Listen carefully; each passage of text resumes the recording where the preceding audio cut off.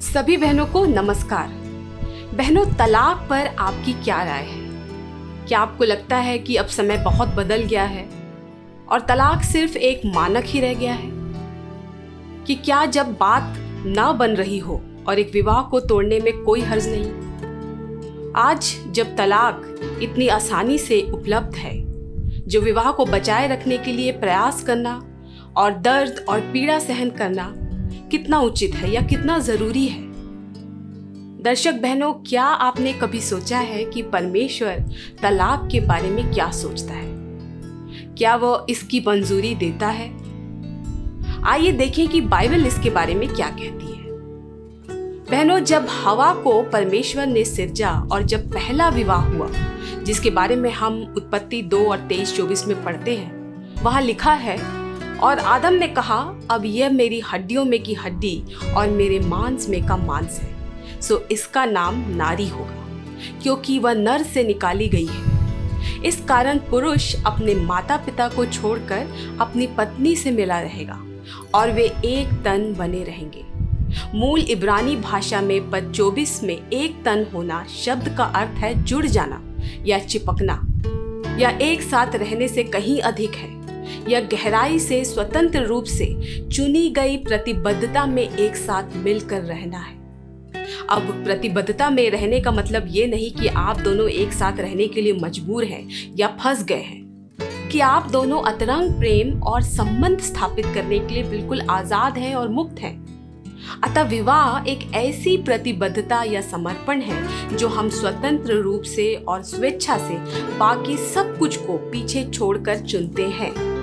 दो लोग सभी मायनों में शारीरिक रूप से, भावनात्मक रूप से, आत्मिक रूप से एक दूसरे के साथ एक हो जाते हैं और जीवन भर के लिए इसी तरह से बने रहते हैं। बहनों, क्या आपने सोचा है कि परमेश्वर विवाह के बारे में इतना सख्त क्यों है? क्योंकि परमेश्वर की दृष्टि में विवाह का परम अर्थ या असली अर्थ मसीह और उसकी कलीसिया के बीच जो दृढ़ता और जो वाचक और जो प्यार है, उसका प्रतिनिधित्व करना है। उस पर विचार करने के लिए कुछ समय निकालें। हमारी शादियां मसीह और उसकी कलीसिया के बीच के संबंधों का प्रतिनिधित्व करती है। इफिसियों 5 और 25 से 27 इसके बारे में बात करता है कि मसीह ने कितना प्यार किया और कलीसिया के लिए अपना जीवन दिया, ताकि वो किसी भी दाग या धब्बे से शुद्ध हो जाए। बहनों, ये क्या ही अविश्वसनीय बलिदान है, और यह पतियों को अपनी पत्नी से प्यार करने के लिए दिया गया आदर्श है। और कलीसिया दुल्हन है जिसे खुद को धार्मिकता और पवित्रता के साथ सुशोभित किया गया है। खुशी और स्वेच्छा से वह अपने दूल्हे के प्रति समर्पण कर रही है। और चाहे जो भी हो, मसीह और उसकी कलीसिया के बीच इस विवाह में तलाक कभी भी एक विकल्प नहीं होगा। मसीह की कलीसिया के प्रति विश्वास योग्यता बनी हुई है और हमेशा रहेगी, और कलीसिया कभी भी उसकी दुल्हन होना नहीं छोड़ेगी। इसलिए जिसे परमेश्वर ने जोड़ा है, उसे कोई मनुष्य अलग नहीं कर सकता और नहीं करना चाहिए।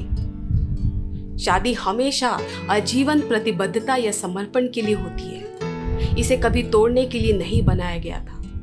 आज यहाँ भारत में और यहाँ तक कि मसीहों में भी तलाक का विकल्प बहुत आसानी से प्रस्तुत किया जाता है। लेकिन जमीनी हकीकत यह है कि परमेश्वर की नज़र में तलाक अधिकांश बार पाप ही की श्रेणी में आता है। कोई भी जिसे अभी थोड़ा ही समय हुआ हो विवाह का, वह भी इस बात से सहमत होगा कि विवाह हमेशा फूलों की सेज नहीं होता है। इसमें कठिन समय और संघर्ष भी हैं। ऐसे समय भी आते हैं जब ये बहुत ही कठिन लगता है और मन करता है कि बस छोड़ देते हैं, और आप ऐसा महसूस करते हैं कि आपके पास आगे बढ़ने के लिए अब कोई ऊर्जा नहीं बची है। बाइबल में यूहन्ना 3:16 में प्रेम के सच्चे स्वरूप को हम पढ़ते हैं। हमने प्रेम इसी से जाना कि उसने हमारे लिए अपना प्राण दे दिया, और हमें भी भाइयों के लिए प्राण देना चाहिए। यूहन्ना हमारे सामने मसीह के परम उदाहरण को रखने के द्वारा शुरू करता है और हमें वैसा ही करने के लिए कहता है।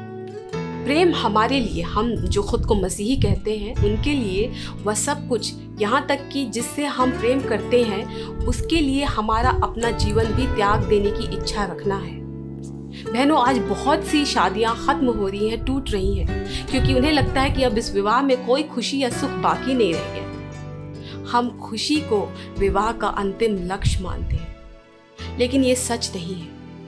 ऐसा नहीं है कि विवाह में हमें खुशी या आनंद नहीं मिलती, परंतु केवल सुख या आनंद पाना ही विवाह का लक्ष्य नहीं है। वैसे ही जैसे कि हमारे जीवन में होने वाली हर बात का लक्ष्य हमारी अपनी खुशी नहीं होती, लेकिन यह कि परमेश्वर की महिमा हर बात में हो। और हमारी शादी के द्वारा परमेश्वर को महिमा देने के लिए हमें एक दूसरे से प्रेम करने की ज़रूरत है, जैसा कि उस पद में कहता है जिसे अभी अभी हमने पढ़ा। हमें हमारे जीवनों को भी देने के लिए तैयार होना है। और जब हमारा ध्यान एक दूसरे से निस्वार्थ प्रेम करने और हमारे विवाह के माध्यम से परमेश्वर की महिमा करने पर हो, तो खुशी यूं ही पीछे चली आती है।